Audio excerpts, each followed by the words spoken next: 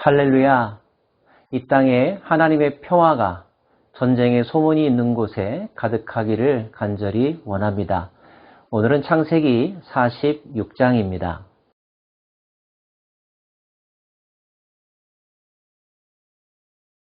죽었던 아들 요셉이 살아있다는 소식, 그 요셉이 자신을 데리고 오라고 하는 이야기를 다른 아들로부터 들었던 야곱.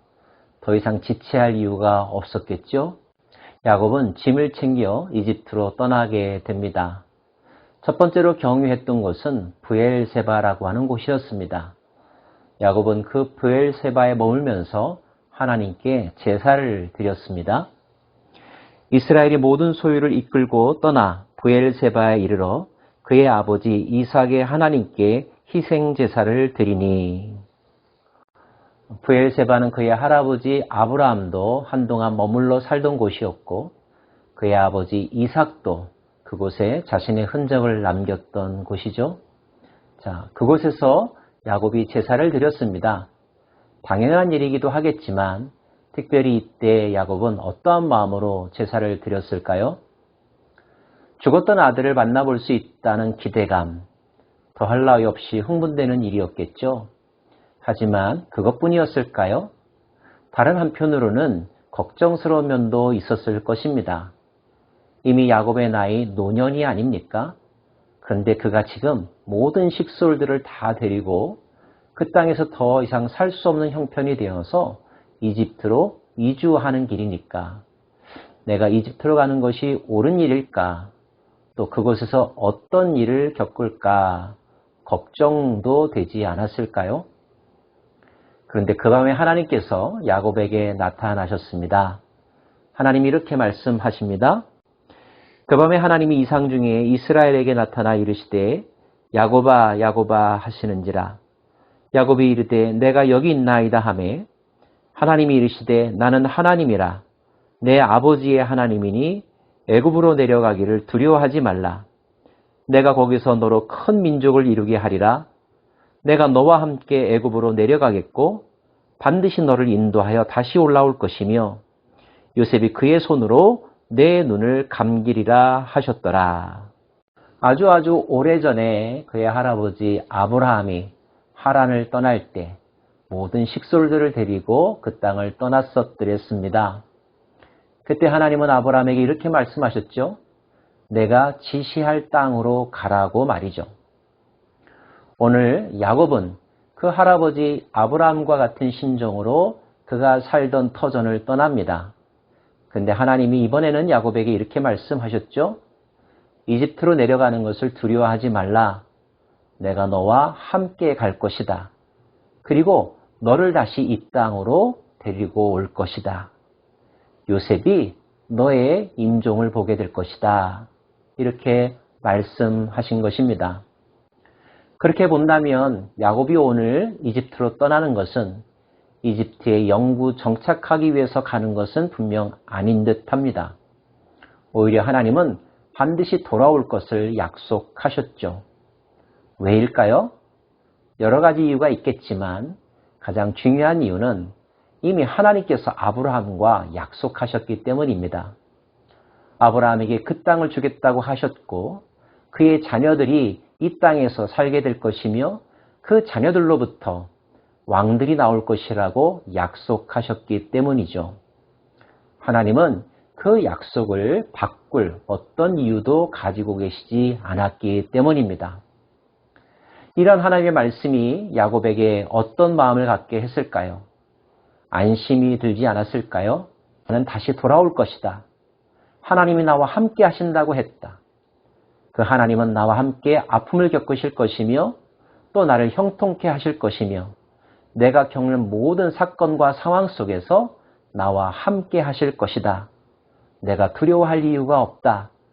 이런 마음, 이런 믿음이 더욱더 확고해지지 않았을까요? 그리고 이런 믿음이야말로 요셉이 감옥에 있을 때 가졌던 믿음이며 우리 모두에게 요구하시는 하나님의 바람일 것입니다. 하나님이 우리와 함께 하신다고 해서 우리가 고난을 겪지 않는 것은 아닙니다. 내가 고난 가운데 있을 때, 고통을 겪을 때 눈물을 흘릴 때 하나님도 나와 함께 아파하시며 나와 함께 눈물을 흘리시며 내 눈물을 닦아주시며 나를 이해하시고 나를 지켜주신다는 뜻입니다. 그것이 복이고 그것이 형통함인 것이죠. 사랑하는 여러분, 분명히 아십시오. 하나님이 나와 동행하신다는 것, 그것이 복 중에 복이라는 사실 말입니다.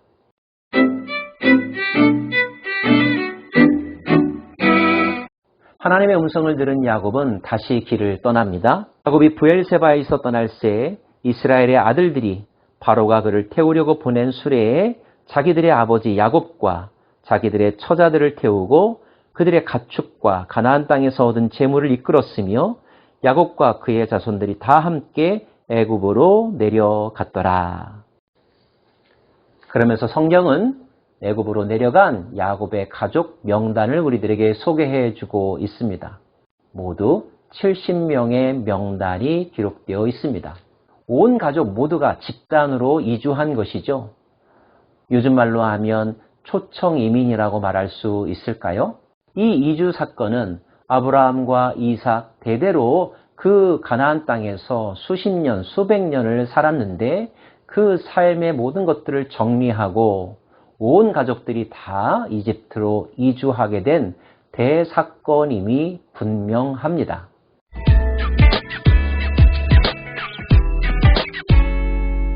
드디어 애굽 국경을 넘게 되었습니다. 야곱이 유다를 요셉에게 미리 보내어 자기를 고센으로 인도하게 하고 다 고센 땅에 이르니 결국 야곱과 요셉이 만난 곳은 고센 땅입니다. 지도를 보시면 알겠지만 고센 땅은 이스라엘 국경 근처의 도시라는 것을 알 수가 있습니다. 요셉은 바로에게 부탁하여 고센 땅을 야곱의 정착타운, 히브리 민족의 정착타운으로 조성할 것을 약속하죠. 특별히 이집트 사람들이 목축업을 싫어한다는 점을 들어서 그 점을 이용하여 야곱의 가족들이 비교적 간섭을 받지 않고 터전을 닦을 수 있는 고센 땅을 정착지로 추진하게 된 것입니다. 그것은 야곱의 마음속에 하나님께서 그에게 하셨던 말씀, 다시 가나안 땅으로 돌아오게 할 것이라고 하는 약속이 머릿속에 남아 있었기 때문에 야곱은 항상 돌아갈 고향, 이집트는 그가 영원히 살 곳이 아니라 잠시 체류하는 곳이요, 그들이 돌아갈 곳은 가나안 땅임을 잊지 않았었기 때문에 가나안 땅으로 가기에 가장 가까운 도시 고센 땅을 정착지로 희망했던 것입니다. 야곱이 아들 요셉을 만나는 장면도 또 한 번의 감동이지요. 요셉이 그의 수레를 갖추고 고센으로 올라가서 그의 아버지 이스라엘을 맞으며 그에게 보이고 그의 목을 어긋맞춰 안고 얼마 동안 울매 이스라엘이 요셉에게 이르되 내가 지금까지 살아있고 내가 내 얼굴을 보았으니 지금 죽어도 족하다. 우리가 살면서 할 수 있는 최상의 행복의 표현은 지금 죽어도 좋다라고 하는 표현일 것입니다. 하나님이 이렇게 야곱에게 더할 나위 없는 기쁨과 감격의 순간을 맞이하게 해 주셨습니다. 여러분의 인생 가운데도 바로 오늘이 이와 같은 날이 되면 얼마나 좋을까요? 이보다 더 좋을 수는 없다.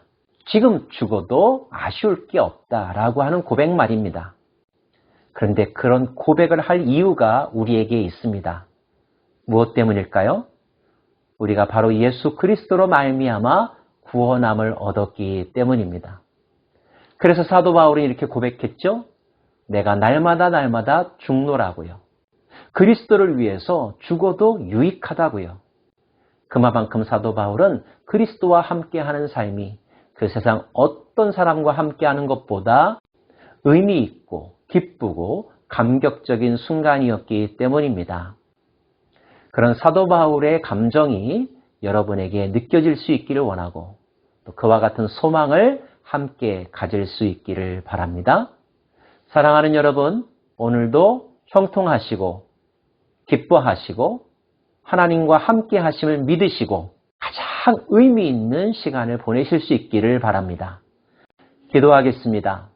하나님, 드디어 야곱이 그 살던 곳을 떠나 아들을 만나기 위하여 먼 여정에 올랐습니다. 하나님은 그에게 다시 돌아올 수 있다고 말씀하여 주셨고 어디를 가든지 내가 너와 함께 하겠다고 약속하여 주셨습니다. 우리도 이와 같은 하나님의 음성을 듣고 싶습니다. 우리가 어느 곳을 가더라도 어떤 순간을 맞이하더라도 하나님이 나와 함께 계시며 내가 겪는 그 모든 일들을 함께 겪고 계심을 믿음의 눈으로 보게 하여 주시고 나 혼자만의 힘으로가 아니라 그 하나님과 더불어 그 모든 문제를 극복하며 승리케 하여 주옵소서. 오늘도 주님과 함께 하기에 가장 행복한 날이라는 것을 고백하며 걸어가신 예수 그리스도의 이름으로 기도합니다. 아멘.